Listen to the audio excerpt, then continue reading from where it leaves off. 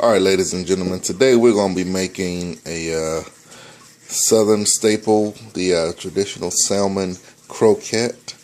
And I'm only making a very small batch because it's just me, my wife, and my daughter today. So I'm only going to use one can, and that's one can of pink salmon. It's been drained and deboned, de-skinned, and I also took the bloodline out mostly, that darker red meat. I took that out as well. It sits right below the skin. Took that out. I got one, I would call it a large size shallot that's been diced up. I got some minced garlic. If you have fresh garlic, you could use that, but I don't have fresh garlic today, so I'm not going to be using it. I'm going to use the minced garlic.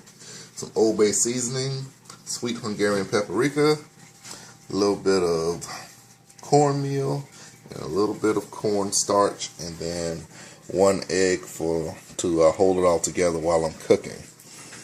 So this is the ingredients that I'm going to be using, and I'm going to show you how to blend it all together and what it should look like when you're done.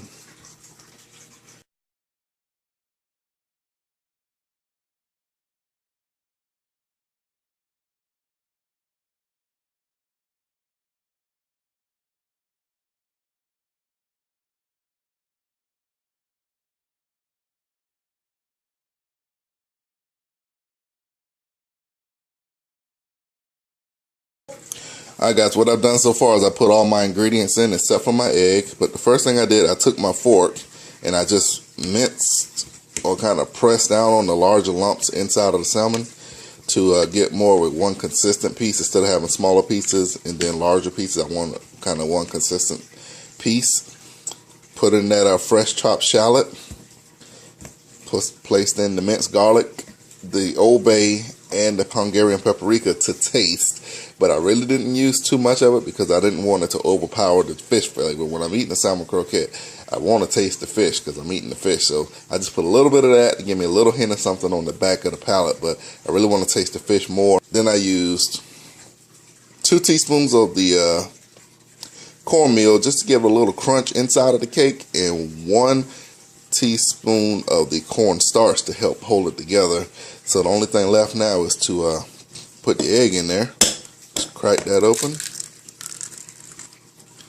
and then you're just going to take and blend all that together. You can use a fork, you can use your hand, whatever you want to do, but when I show you the video next, it'll all be mixed together and I'll show you the consistency that I was looking for. Alright, so now I have it all mixed up, and you can see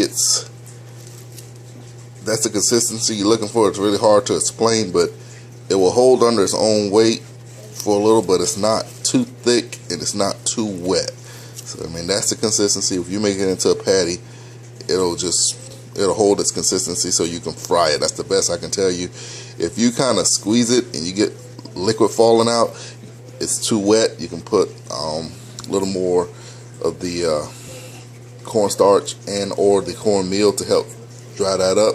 But mainly you'll have it too wet if you use too many eggs or if you don't drain your meat before you start cooking with it. So it's at the consistency I want it, so I'm going to take it over to the fry station and then we'll go from there. Alright guys, welcome back, and I'm at my fry station now. You can see what I have. I got my salmon patties. I kind of got them kind of pseudo between a patty and a ball at the moment, and I got some flour on the pan in a tray, and then I got my oil that I'm going to be frying them in. I've had my oil on medium while I was doing the other prep for the video, so the oil's nice and hot. How you know if your oil's ready? Take some of that flour and just drop it in there and see how it just disintegrates in there. That oil's ready to be cooked in. So just going to take the patty, I roll it around, and then I'm going to press it flat, just place it in the grease and flatten it out a little bit more. Alright, so I'll do that for each one. And you see, instead of putting the flour in it, I'm just putting the flour as a coating, and that coating is going to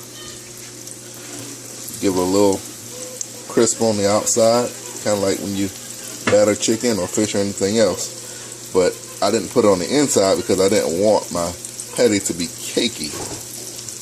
If you use too much flour and cornmeal and cornstarch, your patty will end up being more cakey than fishy, and I didn't want that, so that's why I do it this way. Now there's one more ingredient that you can add into the croquette that's really good, and it's not something that I grew up with, but my buddy Denny J turned me on to it, and that is the green onion, or the scallion. Just take one of those and cut them up fresh.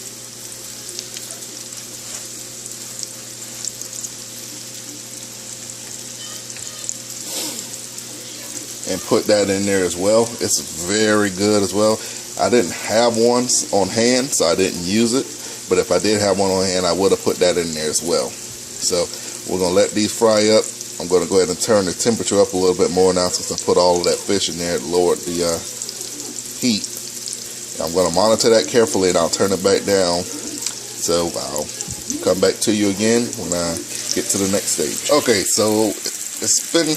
I don't really time it, so I can't really tell you how long it's been. You just have to, that's the color you're going for. So it's probably about 3 minutes, but just like I said, I didn't time it. You just kind of get that feel for it. But after that time, I flipped them over, and you can see they're nice and golden brown, and they're cooking up really nicely. You can see that the temperature on the oil is just right.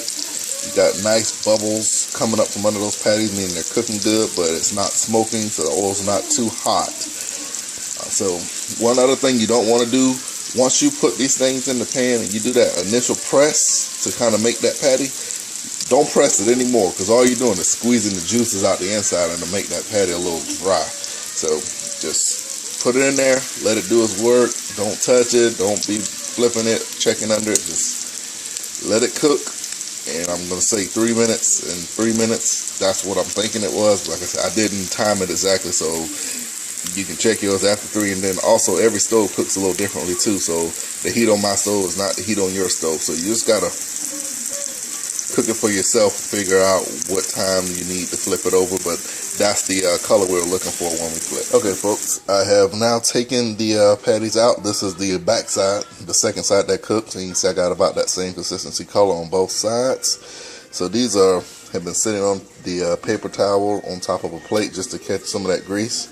Let them rest for a minute or two.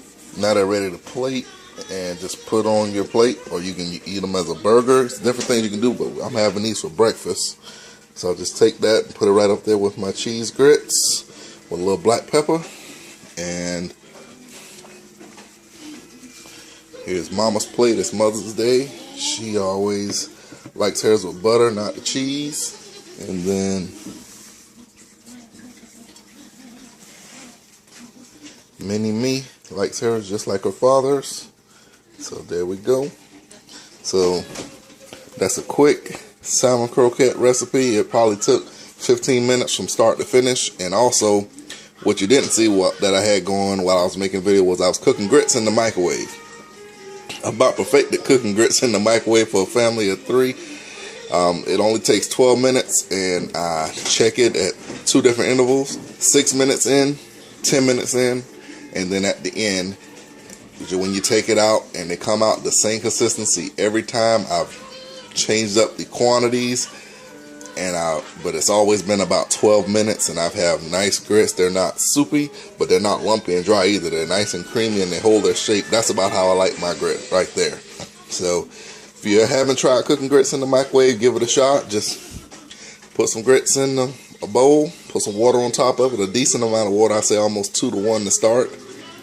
Put you some butter and some salt in there, turn it on 6 minutes, take it out, stir it up. You can add more water if you need to at that point, or if it's still loose, just put it back in and it will dry itself out in the microwave. Then again, at 10 minutes, I'll take it back out just to check the water, the grit ratio, to make sure it's getting cooked. And at that point, it should start to cream up on you. And then just let it go for those last 2 minutes to make the 12. Now, if you actually get the 12 and they're still a little loose, just put them in there for another 3 to 5 minutes and they will thicken up. So there you got it, salmon croquettes and grits.